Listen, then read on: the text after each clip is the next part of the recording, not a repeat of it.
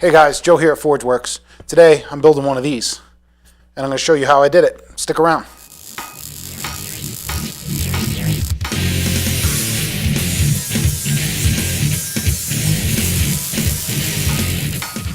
I'm going to build this bottle opener in a couple different pieces. In the end, I'll take all the parts and assemble them together. First, we start with the handle. The handle's made from a mild steel, 1/2 inch solid stock. I cut them down to about 9 to 10 inches apiece. I mark the steel off where I want my cut lines. Then I'll place it in the vise. I use the back side of the vise as a straight edge to help me cut the lines in.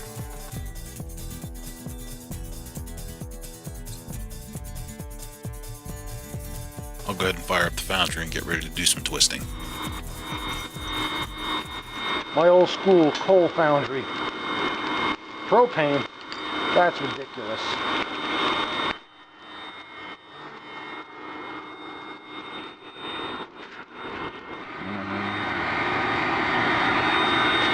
Hot stuff coming through. Once the steel's hot enough, I'm ready to start twisting. Get the steel in the vise, get my specialty tooling together, start twisting away.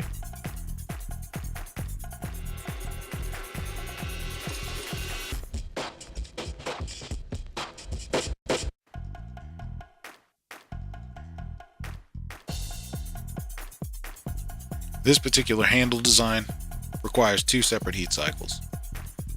After the first twist, everything needs to be ground down flat. And then, 4 more lines need to be cut into the side of it long ways.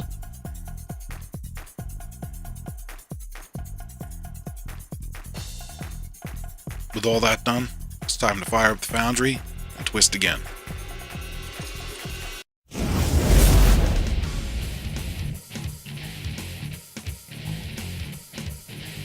I twist in the opposite direction as the original. I also twist half the amount of times as I did on the original twist. This is what gives it that perfect diamond pattern. While the handle cools down, I'll start working on the blades. I stole this silver marker from my wife's craft room. These silver markers work great for marking dirty steel. I can also see the ink through my welding coat. Don't tell her I took it. She's been asking me for weeks if I've seen her silver marker. With the steel all marked out, it's time to fire up the plasma cutter.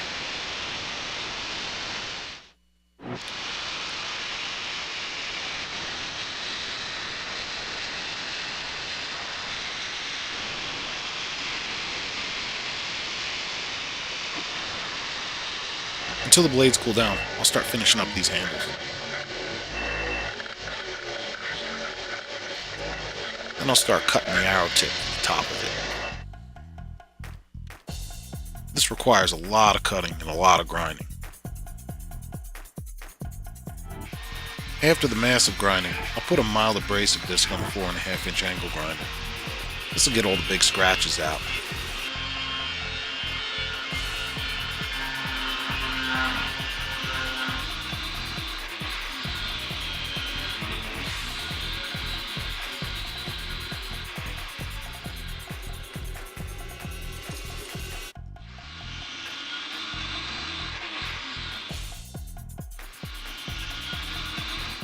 Once the blades have cooled down, I can start cleaning them up and shaping them. I usually pair 2 together in the vise. I also clamp them together with a set of vise grips while they're in there. The reason I do this is I'll grind them together so they're completely symmetrical with each other. And then, when I release them from the vise, they're still clamped together with the vise grips. I can then turn them without them moving and put them in another position on the vise and continue grinding. I do this for a reason. When you're building a double-sided axe, both blades need to be uniform and symmetrical and welded onto the handle perfectly. These double-sided axes I build, they're a lot like boobs. One of the blades is bigger than the other, or one droops a little lower than the other. People are going to notice, and point, and snicker. I'll go ahead and TIG weld the blades into place. Then I'll grind down some of those welds, and then clean it up and get all the big scratches out. Then I can start putting the edges on the blades. I'll go ahead and do the oil quench first, and then afterwards I'll put the polish on those edges.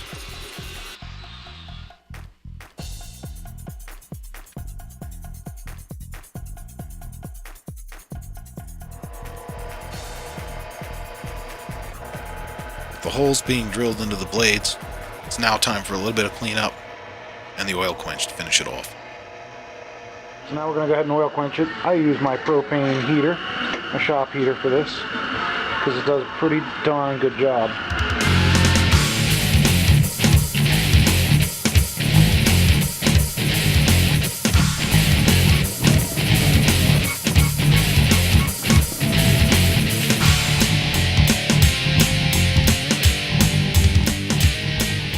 Best part of what I do is product testing.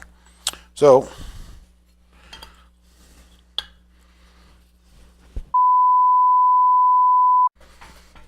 where was I? It works like a charm.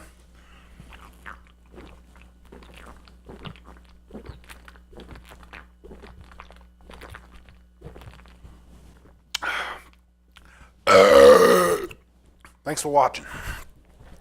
Like what you see? Please like, subscribe, and leave a comment. For more great content, don't forget to join us at the Forgeworks Bottle X group on Facebook and Instagram. We have contests, giveaways, razzles. You don't want to miss it. The links are below.